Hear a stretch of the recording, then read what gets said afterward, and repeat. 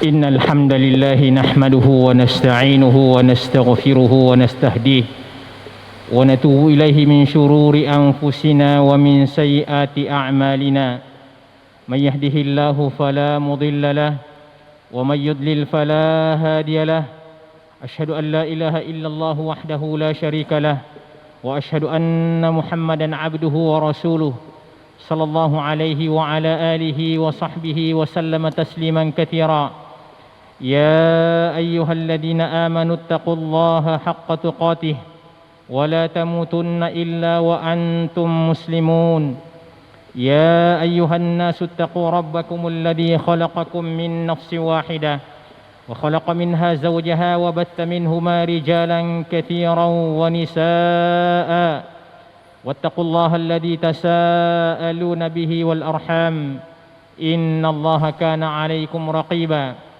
يا أيها الذين آمنوا اتقوا الله وقولوا قولا سديدا يصلح لكم أعمالكم ويغفر لكم ذنوبكم ومن يطع الله ورسوله فقد فاز فوزا عظيما أما بعد فإن أصدق الحديث كتاب الله وخير الهدي هدي محمد صلى الله عليه وسلم وشر الأمور محدثاتها وكل محدثة بدعة وكل بدعة ضلالة وكل ضلالة في النار.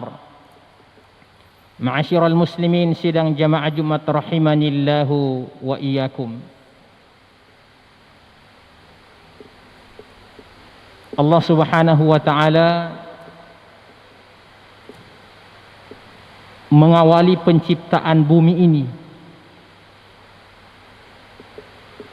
yang mana penghuninya Adam sekeluarga langsung mendapatkan ujian dan cobaan dalam kehidupan mereka. Itulah awal sejarah bahwa memang manusia hidup di atas permukaan bumi ini akan senantiasa mendapatkan ujian dan cobaan. Allah Subhanahu wa taala berfirman dalam beberapa surah. Di antaranya Allah Subhanahu wa taala berfirman, "Dzalika walau yasha'ullahu lan tasara minhum walakin liyabluwa ba'dakum bi ba'd." Demikianlah andaikan Allah menginginkan, andaikan Allah menghendaki,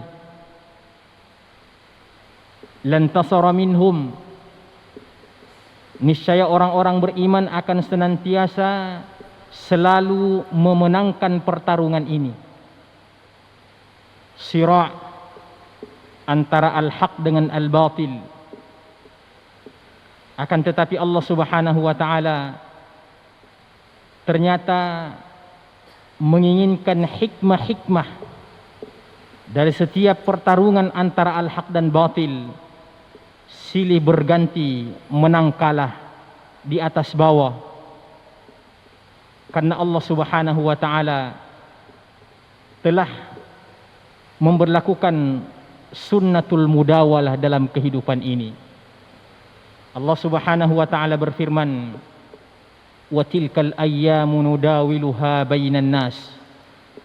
Tidak pernah dalam kehidupan ini jalan di tempat stagnan, akan tetapi dia akan terus berputar sebagaimana berputarnya pergantian antara malam dan siang.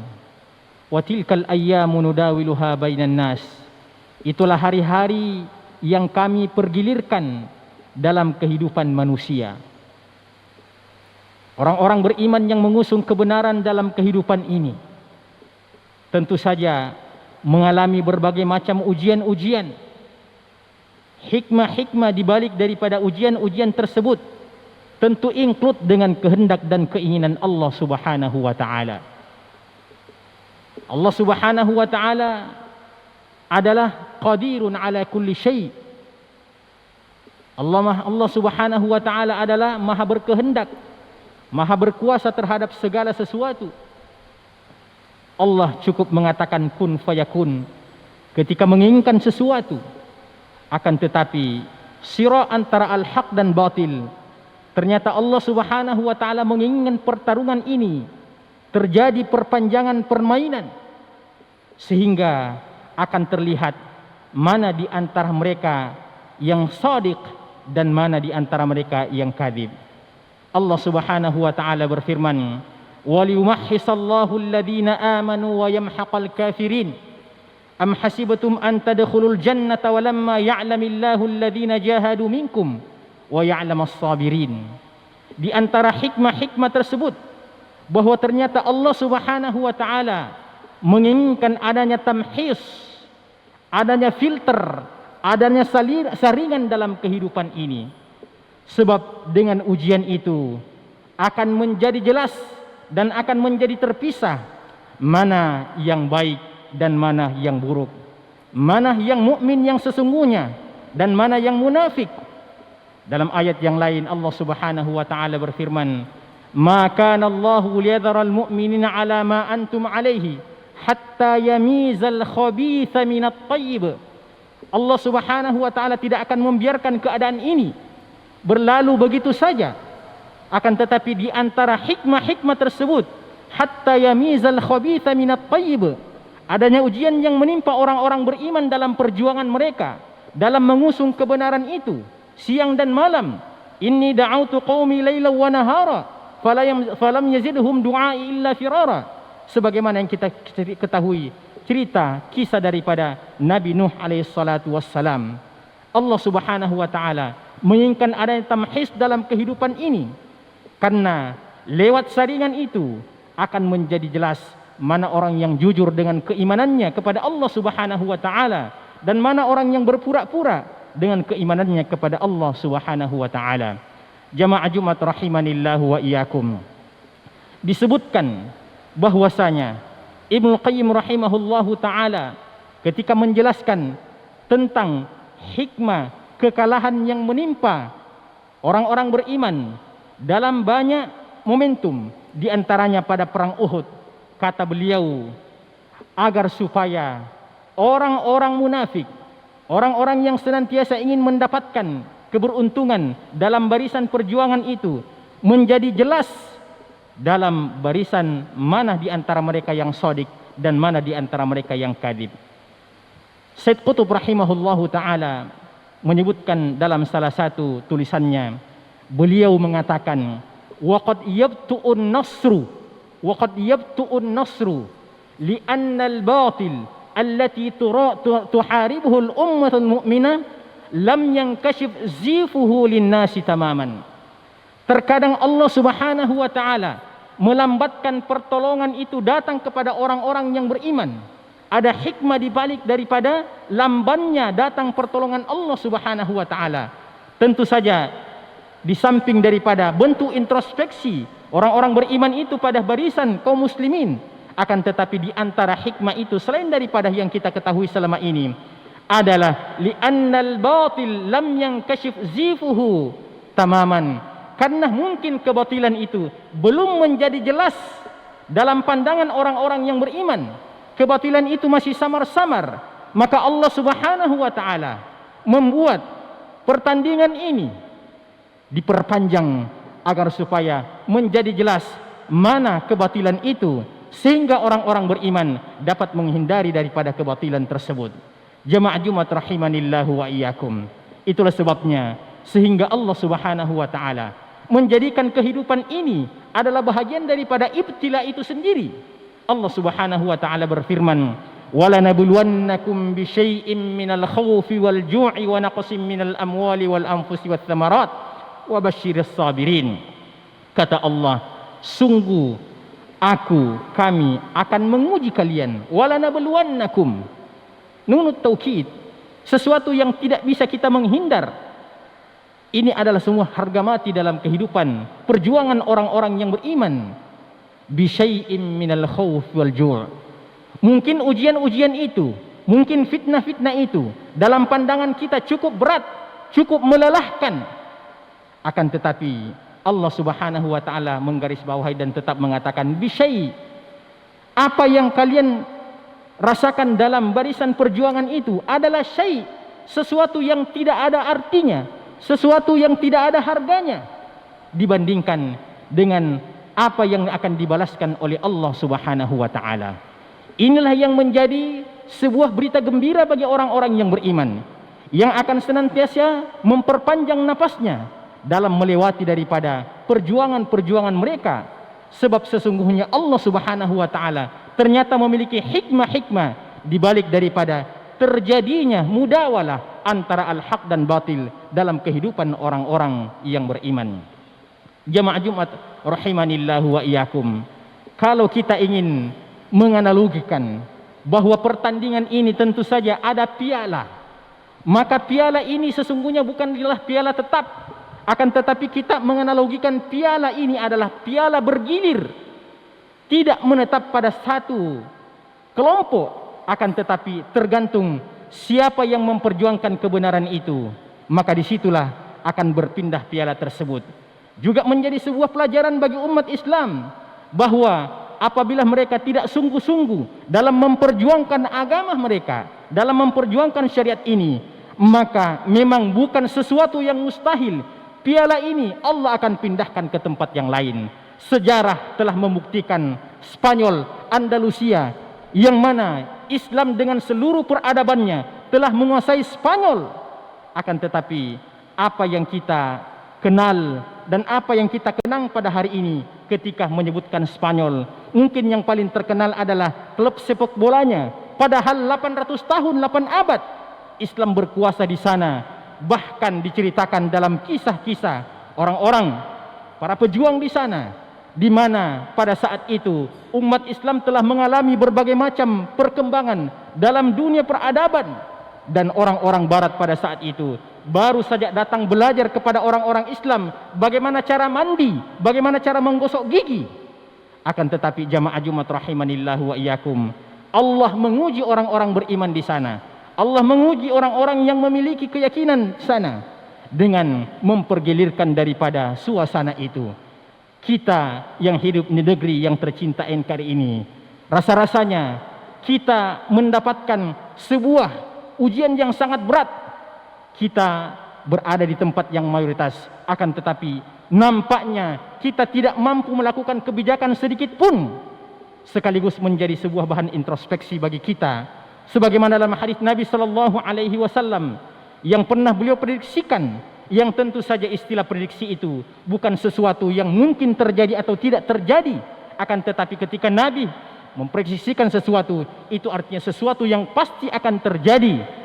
Nabi sallallahu alaihi wasallam telah menyebutkan bahwa suatu saat umatku ini akan diperebutkan oleh umat yang lain. Maka sahabat Rasulullah sallallahu alaihi wasallam keheran-heranan dan bertanya kepada Nabi sallallahu alaihi wasallam. Tentu saja perjalanan umat Islam yang sudah berabad-abad sudah diperkirakan bahwa jumlah mereka sangat banyak. Makanya Nabi sallallahu alaihi wasallam ketika ditanya oleh para sahabatnya, "Aw min qillatin nahnu yawma idzin ya Rasulullah?" Apakah faktor jumlah yang menyebabkan umat Islam lemah dan kalah pada saat itu? Nabi sallallahu alaihi wasallam mengatakan, "Bal antum katsir walakinnakum ghutha'un ka ghutha'is sail." Nabi sallallahu alaihi wasallam ketika ingin memahamkan kepada umat ini tentang bagaimana lemahnya umat pada saat itu yang menyebabkan mereka diperebutkan oleh umat yang lain, Nabi membuat analogi yang mudah untuk kita cerna dan mudah untuk kita fahami. Nabi menyebutkan, "Walakinnakum ghutha'un ka ghutha'is sail." Lemahnya kalian pada saat itu adalah sebagaimana lemahnya busa, buih yang ada di laut yang diombang-ambingkan oleh ombak ke sana kemari. Memang banyak kelihatannya, akan tetapi tidak berkualitas. Ini juga menjadi sebuah pembelajaran introspeksi bagi umat Islam bahwa sesungguhnya ketika akidah dan tauhid ini kuat di dadah-dadah orang-orang beriman, maka kita akan dapat melihat pembelajaran di surah Al-Anfal 1:10. Satu umat Islam dapat mengalahkan 10 orang-orang kafir. Akan tetapi Allah Subhanahu wa taala menyebutkan pada ayat selanjutnya, "Al-ana khaffafallahu ankum wa alima anna fikum dha'fa." Sekarang Allah meringankan, memberikan kompensasi bagi kalian. Karena Allah tahu banyak kelemahan-kelemahan yang kalian miliki. Pada hari ini, hampir seluruh kelemahan-kelemahan itu berkumpul pada orang-orang yang beriman. Dha'ful iman, dha'ful ukhuwah, dha'ful tauhid, dha'ful iktisad, dha'ful siyasah. Semua kelemahan-kelemahan itu dimiliki bagi orang-orang yang beriman. Maka secara internal sangat wajar ketika umat ini kembali melakukan introspeksi untuk mendapatkan kejayaan yang dijanjikan oleh Allah Subhanahu wa taala. Aqulu qouli hadza wa astaghfirullah li wa lakum wa lisairil muslimina min kulli dhanbin fastaghfiruhu innahu huwal ghafurur rahim.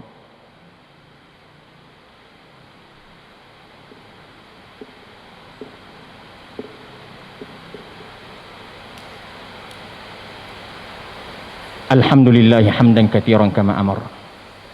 Asyhadu an la ilaha illallah wahdahu la syarikalah. Wa asyhadu anna Muhammadan abduhu wa rasuluh. Sallallahu alaihi wa ala alihi wa sahbihi wa sallama tasliman katsiran ma ba'd. Jamaah Jumat rahimanillah wa iyyakum. Hikmatut tamhis. Hikmatut tamyiz bainal khabithi wat thayyib. Seperti yang kita singgung pada khutbah yang pertama tadi. Saya akan menyebutkan sebuah penggalan ayat yang lebih memperjelas tentang hal ini. Dalam surah Ar-Ra'd ayat 17, Allah Subhanahu wa taala berfirman, "Anzala minas samaa'i ma'an, fasalat awdiyatun biqadariha, fahtamala as-sailu zabadar rabiya, wa mimma yuqiduna 'alaihi fin nar, ibtigha'a hilyatin aw mata'in zabadun mithluh, kadzalika yadribullahu al-haqqa wal batil."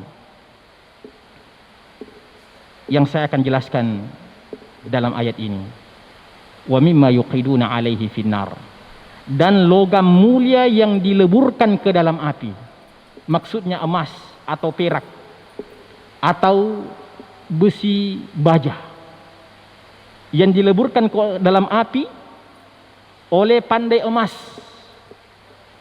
oleh orang-orang yang akan membentuk peralatan-peralatan rumah tangga. Kata Allah Subhanahu wa taala, ibtigha'a hilyah, tujuan dileburkannya, dipanaskannya emas tersebut, emas batangan tersebut ke dalam api. Ibtigha'a hilyah, tujuan utamanya adalah untuk memudahkan membentuk perhiasan. Perhiasan-perhiasan yang jadi cincin, gelang, ya, dan seterusnya. Itu adalah sesuatu yang bernilai, tapi dia telah melewati sebuah proses yang cukup panjang.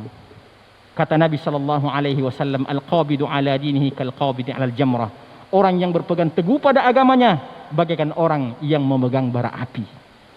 Maka ketika Allah Subhanahu wa taala menggambarkan tentang ayat ini, adalah sebuah analogi kias, pendekatan bahwa ketika logam mulia itu dileburkan ke dalam api, ibtigha'a hilyah, tujuannya adalah untuk membentuk perhiasan.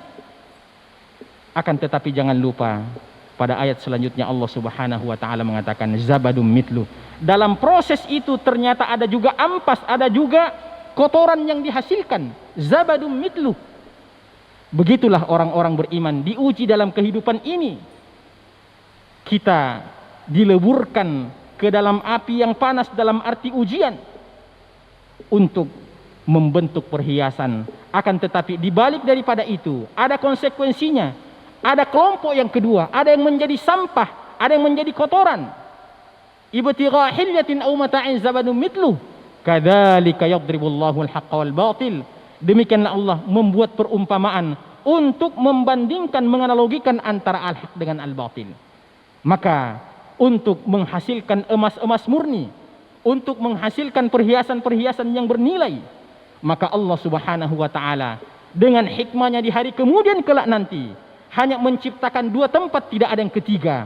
Yang pertama al-jannah, yang kedua an-nar. Al-jannah inilah yang insya Allah ditempatkan perhiasan-perhiasan yang telah ditempa. Itulah orang-orang yang beriman yang dimasukkan ke dalam surga Allah Subhanahu wa taala.